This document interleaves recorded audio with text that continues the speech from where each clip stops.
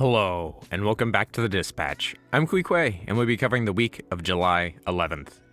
In the news, we have RGL Video Team Pugs and Sixes playoffs. In case you missed it last week, and we'll continue to mention it next week, the video team is running Pugs for the top 2 divisions of each format. They're being run for content or map feedback, and I'll be running some tomorrow for a video team project that should be out relatively soon. Sixes playoffs are commencing and either start July 20th or 21st, depending on your division. Good luck in all of your matches. On the Sixes side of RGL, an invite, we have the final placement of teams. Froyotech heads into playoffs in first, followed by Witness Gaming in second, Ford Gaming in third, and Global Clan Ice in fourth. We did have some additional movement this week, notably Global Clan Fire moving up to 7th to take higher placement, while the Yalman and Sojourner fell to 8th and 9th respectively. Then, in advance, the final seedings for playoffs are out now, and we have Por Favor, RHDP, Goblin Zone, Lombre, Anglerfish, Global Clan Lightning, Tainted Gaming, and Analyst making it in. Now, on to Invite Highlander, we had a bunch of roster changes this week as rosters locked. Goose Lagoon picked up Sin Karma, and Don't Press Tab picked up JJ Slim while Paige left. MCM got Soapy Meister as a sub, while also losing Spring Rolls. Rev is now rostered as a sub for Run It Back. Then, Froggyland picked up Townsy for Demo, Octa and Virgil for subs, while dropping Homeless and Nick.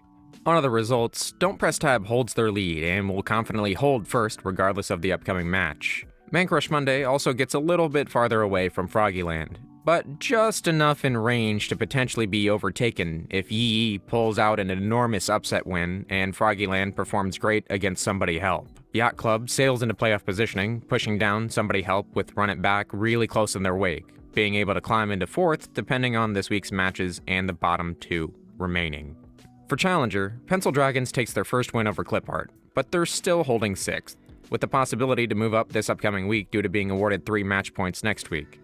All the positions in playoffs are still up in the air, as nobody in the top 5 has enough of a lead to completely hold any position at the moment, so keep an eye out for matches. We're into playoffs now, and if you've been around, you know that it's time for us to go over the rest of the divisions, so let's get started. In Maine, RGLTF2.com, Weebs, No Limit, Legit Account Certified, Ford Gaming Academy, Kayaks Image Bus, Fresh Installs White, and FGP all make it into playoffs. Then in IM, we have Thomas Trading Group, Bedtime Hotshots, PL1, Sweaty Spaghetti, Class 2B, Xylophone, Blaze Roamer Fan Club, and RNG duking it out this upcoming week.